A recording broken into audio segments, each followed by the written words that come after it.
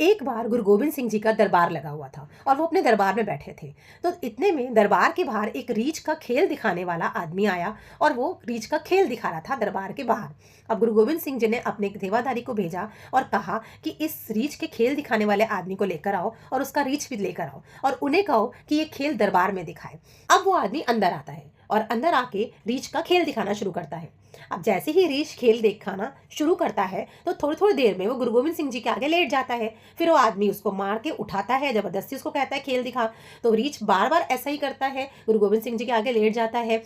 अब ये रीछ का खेल देखकर सारे दरबारी बहुत हंस रहे होते हैं, पर गुरु गोबिंद सिंह जी उस रीछ को देखकर चुपचाप बैठे होते हैं।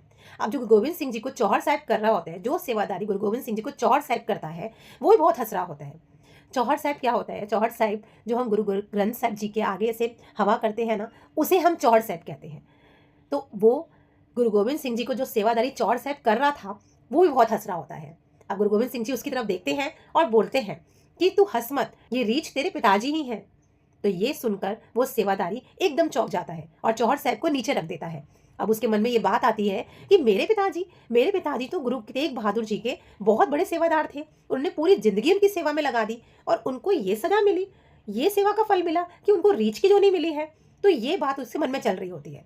पर गुरु गोबिंद सिंह जी जो अंतर्यामी होते हैं, वो उसके मन की बात पढ़ लेते हैं। अब वो उसको बताते हैं कि तेरे पिताजी गुरु तेग बहादुर जी के दरबार के बहुत बड़े सेवादारी थे। उन्होंने पूरी जिंदगी अपनी सेवा में लगा दी, पर वो संगत से बहुत कड़वा बोलते थे, बहुत कड़वे बोल बोलते थे संगत को। और गुरुजी के बार बार समझाने पर भी नहीं मानते थे। गुरुजी उनको बार बार समझाते थे कि संगत से कड़वे बोल कभी नहीं बोलने चाहिए, हमेशा मीठे बोल बोलने चाहिए, लेकिन वो कभी नहीं मानते थे।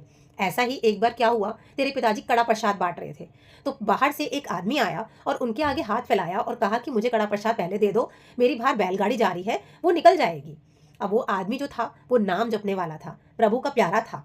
अब उसने बार बार उनके आगे हाथ फैलाए कि मुझे पहले कड़ा प्रसाद दे दो, मुझे जाना है। अब तेरे पिताजी ने उसको क्या कहा, उसको ये कहा कि रीछों की तरह मेरे सर पे मत चढ़, मिल जाएगा तेरे को प्रसाद। ऐसा कहकर उन्होंने वहां से हाथ छटका दिया। अब जो जैसे ही उन्होंने हाथ छटकाया तो थोड़ा सा कड़ा प्रसाद उनके हाथ से नीचे गिर गया। अब उस आदमी को दिल पे बात बहुत लगी और बहुत दुख हुआ। अब जो कड़ा प्रसाद उसके उनके हाथों से नीचे गिर गया था, वही कड़ा प्रसाद उन्होंने उठाकर अपने माथे से लगाकर खाया और उनको बोला कि रीछ तो तू है जो जिसे संगत से बात करनी भी नहीं आती है, और कहकर चला गया। अब वो आदमी प्रभु का प्यारा था और उसकी बात प्रभु ने ले ली और उसको रीछ की जोनी मिली।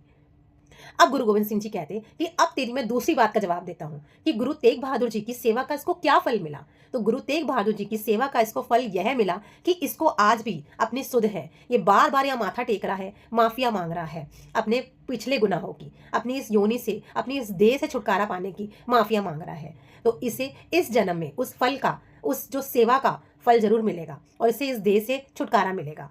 तो जैसे ही गुरु गोबिंद सिंह जी ने ये बात बोली और उन्होंने रीछ की तरफ एक प्यार भरी निगाह से देखा और कहा वाहे गुरु, वैसे ही उस रीछ ने उनकी तरफ माथा टेक दिया और अपनी देह त्याग दी। तो इस घटना से हमें क्या पता चलता है? इस घटना से हमें पता चलता है कि संगत में कभी भी मीठे बोल बोलने चाहिए, कभी भी कड़वे बोल नहीं बोलने चाहिए।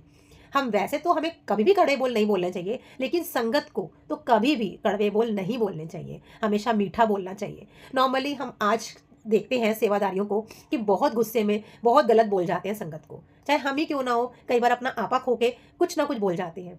बट संगत को कभी भी कड़वे बोल नहीं बोलने चाहिए। कौन सी संगत उस प्रभु की प्यारी है, किसके मन से, किसके मन को कोई बात बुरी लग जाए, किसके मन से कुछ बदहदीस निकल जाए, कुछ नहीं पता। तो इसलिए कड़वे बोल बोलने से बचो और मीठे बोल बोलो। जय श्री राधे।